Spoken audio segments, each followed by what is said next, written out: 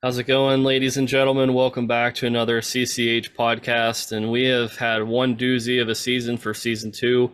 I'm really excited for our guest today. We have Jeremiah, who is a good friend of mine. He's a former co-worker with Amelia, and he's the guy who started the breeding program or worked on a breeding program with bell frogs at Josh's Frogs. And now they are my frogs. So we're going to talk a little bit about those guys, as you've probably seen them on the channel time from time. And we also have a toad expert, and you guys know I love toads, so we're going to have a pretty interesting conversation about toads tonight.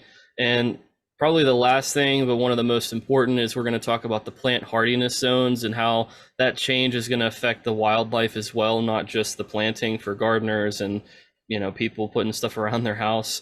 The USDA plant hardiness zone affects more than just that. But anyway, so that's kind of on the agenda for tonight. Bunch of different topics we're going to cover, but mostly frogs and toads. So Jeremiah, why don't you introduce yourself to the public here and let us know, what you do and what's the most fun part about it. Sure. Yeah. Thanks for having me on. Love talking frogs and toads. I work at the Omaha Zoo, Omaha's Henry Doorly Zoo and Aquarium. I work in the amphibian conservation area as a keeper. Yeah, I used to work with a wide variety of things at Josh's Frogs. I started in the insect department and what was then known as the other animals department. So we had tree frogs, toads, mourning geckos, just anything that wasn't dart frogs. And then tree frogs just grew like crazy because of the ever popular white tree frogs. And yeah, we brought Amelia on. We worked with a huge variety of tree frogs there. That was super fun to see all the different species. Now I work with a bit more of a limited group of animals, but they're all animals that are of conservation concern. I work in an isolated area in the zoo so that I don't come into contact with any other exhibit amphibians, because the ones that we work with are needed to stay in biosecure settings so that they could be potentially released back into the wild. So So it's you exclusively behind the scenes then? yes. We have two giant salamanders in the basement of the desert dome that we service last every day. But other than that, it's all in its own. It's basically a large hallway that now has 13 isolation rooms in it. So what are some of Chinese the or frogs? Japanese? Oh, go ahead. The Sorry. salamanders, the Chinese or the Japanese? They're the Chinese. Nice. Oh, that's interesting. I'll find that. I'll throw that up as a graphic. What are some of the frogs and toads that are in that area with you that you think are the most interesting with their projects? Like what's getting the closest to succeeding with them going back in the wild? Yeah, it's a good question. All the programs are in various states of succeeding. So the Puerto Rican crested toad project is one I work on and really enjoy, because it is one that you guys may know has an element of reintroduction currently. So we do a lot of breeding of those toads and then releasing tadpoles back to Puerto Rico. So that's one that is ongoing and sort of has a number of institutions involved in Puerto Rico and in the US. So I really like that one. That's really cool. What are some of the other, like some different frogs and toads? I think we talked, is the Wyoming toad one of those animals? Yes, Wyoming toad is another one. That one also has reintroduction of tadpoles, and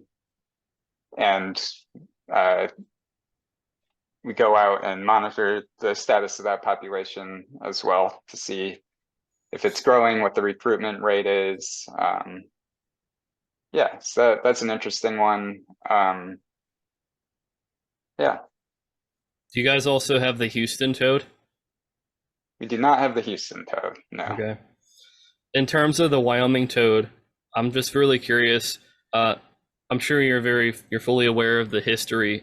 Would you want to share that real quick with our viewers? Do you want me to give a small introduction on it, or because I think it's a really important toad. I mean, it's been featured on National Geographic, and it's had a lot of its press coverage, and I followed it through a lot of like peer-reviewed journal articles. So I think that'd be really interesting for people to hear what goes into these types of breeding programs and conservation projects, because it was probably one of the biggest failures, and now it's one of the most successful. It's gone Yeah, full why don't, circle. yeah, you give a rundown and I'll add what I can, but you probably know as much as I do. I don't know about that, but it's incredible to see the success. I know in the early 1990s, there was a big organization, and I mean like groups getting organized to work together. Zoos and national parks and fish and wildlife in different places were all trying to work together to protect the land and also to care for these animals. So I think it was the Cheyenne Mountain Zoo at first in the 1990s that tried the first breeding uh, operation, and they were unsuccessful for the first few because the toads were dying either in brumation or they were dying as soon as they got out. They were getting some type of a disease. But as time went on and they continued the program, they started to figure out what was going on, and they made the tweaks, and they eventually found out what they needed to, and they started to mass produce tadpoles. And I've seen from the National Geographic clip that they would put that they would take the toads from the facility, and then they would move them outside in a fence, like they would have it fully enclosed, so they would be outside in the habitat, but they wouldn't be like vulnerable to predators. And then after a period of time, I guess they would remove them from that and let them just kind of go, and then they were monitoring them. Sure. What about Yep, your take on it? yeah, that's stuff that we still do with tadpoles that we put out. We also work with the Boreal toads in Utah and do a similar thing. We also pit tag the toadlets that we Yep. release. So we've released Boreal toadlets as well as Wyoming toadlets, so that we can actually say, oh, these were Omaha Zoo toads that were released and now they're possibly back here breeding, or just to be able to track to see, obviously some are going to get eaten. That's part of the amphibians' role in the ecosystem. But yeah, I think that's a really important part of it, the sort of soft releases and then being able to track things to know what kind of success rate you're having. Have So they? how does the pit tagging, how does that work on such a tiny little animal? Where do you apply that? Well, we have tiny pit tags, but then also they have to be a certain size and weight. So it depends on the species. Frogs and toads have a bit different skin. So for most toads, we try to get them to be about 10 to 15 grams. So not huge, but not as tiny as a little toadlet. So what's going into, are you aware of any of the conservation of the habitat? Like, has the habitat grown since the early 2000s? Have they purchased more land to protect it, or is it still kind of that smaller region? Because I know that was a big controversy over the Wyoming toad, is the actual size of the habitat and how many you could produce versus how many, like the carrying capacity, how many could actually survive. Yeah, that's a good question. I don't really know. I should have brushed up more on the Wyoming toad. Sorry. Yeah, but that is a big concern with most of these animals, is the small amount of habitat they have left from their historic ranges. Yeah, that's why I was like saying as well about that Houston toad, because I know that that has a very, very small range as well, but they are like protected, I think, by the federal government out there. Some wild stories from my old professor at Pitt Johnstown about them. He used to, I think he went to, he's going to be mad if I get it wrong. I think it was like San Antonio. I think he was down there, and he had driven around going herping and stuff and had seen them. And anyway, so up to this point, with all the stuff that you're doing, I mean, we've heard some really cool stories already, but what's the most rewarding part of the job with working in a, high level zoo, something that a lot of people are looking up to? You've got all these breeding programs, and it's an experience to go out there. Yeah, I'm happy to be there. It is a pretty good place. But a lot of what I love about the job is I'm just kind of obsessed with these animals, always have been. So I've always sort of said, like, when they're doing well, like, I feel good. I think we all, as keepers, even just with home collections, sort of get that feeling. So when it's something that you feel like a collection is doing well, you feel rewarded by it, by getting to see natural behaviors and maybe learn something about the animal's behaviors. So that then being paired with some of the reintroduction stuff is super rewarding. You've been there for how long? A couple of years now? No, I haven't even been there for a year. That's why, Hasn't even a year. I don't Okay. even know It feels the like you've been history of there some of the forever. stuff. Gotcha. I wasn't sure Yeah. at what point you headed there from Nashville. Yeah. Yeah, So I I was think at we the should. Nashville Zoo before. Yeah, we should definitely talk about that for a second because it totally went over my head for a minute. But yeah, so that's a crazy shift. You're in Owasso, Michigan, then you're in the Nashville Zoo, now you're in Omaha. Like, let's talk about Nashville first. Like, what are some of the animals out there, and did you have breeding programs at all out there?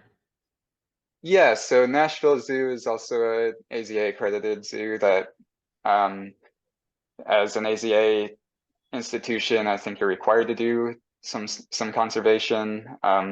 Maybe it's not always within one department, but Nashville's herp team definitely did some cool conservation stuff. I worked with Ambystoma barbari, the streamside salamanders, which in Tennessee at least are only found in central Tennessee around the Nashville basin. So those are a species of salamanders that will breed in these seasonal streams. And talk about habitat loss, there's just a lot of urban development happening, which is encroaching on a lot of their historic streams and wetlands. And so we were doing a lot of collecting of eggs and larvae and head starting with the purpose of releasing, then also attempting to breed them in captivity, which we were successful at, but it's also a pretty difficult thing because they're more of like a winter breeder. So you had to, or very late winter, so you have to cool them off. And then, yeah, to a point where it almost feels uncomfortable to bring them down to very cold temperatures. But I would find them in the wild in streams with, yeah, very cold temperatures outside, like barely above 32 degrees in the air. So yeah, So that was a cool project.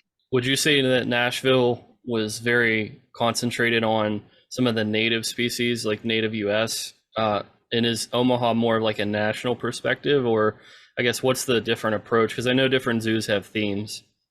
Sure. Yeah.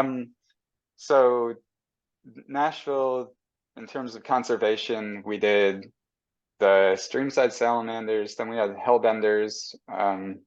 So those would be more local projects, but then we also worked with the Puerto Rican crested toads and the Atelopus zateki and the Panamanian golden frogs. So it was a variety there. And that's just the amphibians. And then I also worked on the display side of things. So those were more neotropical animals. Oh, so it was a pretty good mix. Okay. Definitely. Whereas currently the amphibian conservation area is a lot of North American animals just because of the feasibility and sort of the reintroduction purposes, or it's a little easier to do something within the United States. But then we also do the Puerto Rican crested toads and the Atelopus zateki and Atelopus varius. And I'm trying to think if there's anything outside of the United States that we work with in terms of conservation. But I think it's more native to North American species. I'll open it up here for Amelia to ask some questions. I'm sorry, I just kind of hit you with rapid fire because we talk on the phone sometimes, and I know we've talked for an hour or more, so I want to open it up for Yeah. Amelia too. Actually, kind of a smaller question, I guess.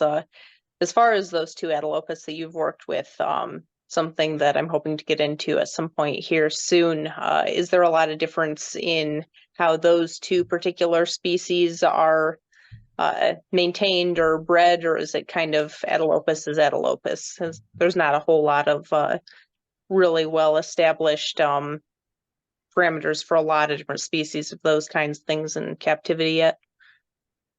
Yeah, I mean, there's always more we can know, and I think Atelopus is actually a pretty large, diverse genus. So, in terms of those two, though, I think most institutions keep them pretty similarly.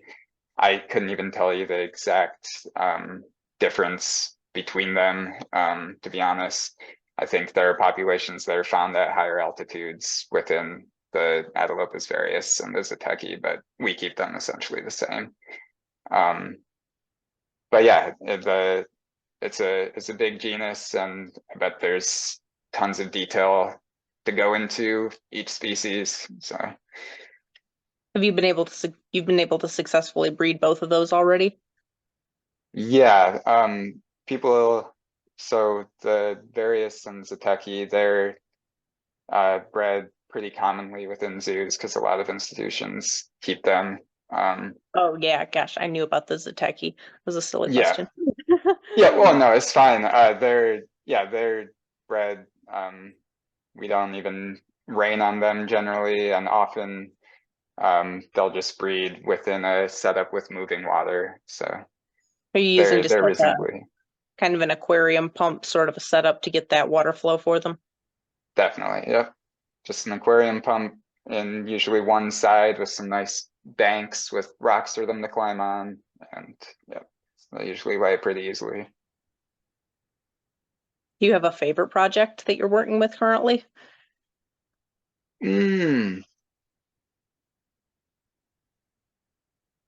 That's a good question.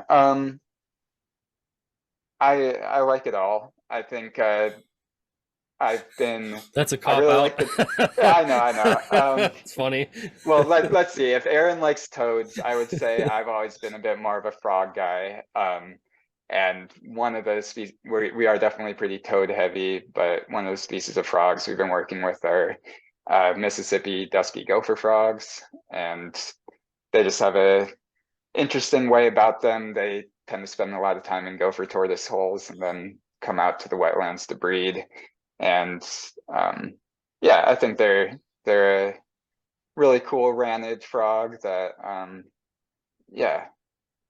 Do you have any we're kind of dream species or anything that you're really hoping to get your hands on at some oh, point, you're or just asking the kind tough questions. of? I don't know. I think in terms of conservation species, there's just so many out there that, and it takes a lot to put together a conservation program that's what I'm still learning about right now. So that one's hard to say. Future SSP coordinator? Yeah, just something I pull out there. Yeah, no, dream species. Um, we've talked about them. The giant waxy monkey frogs. Obviously, you're working with them currently. They're the Mhm. best. They're great.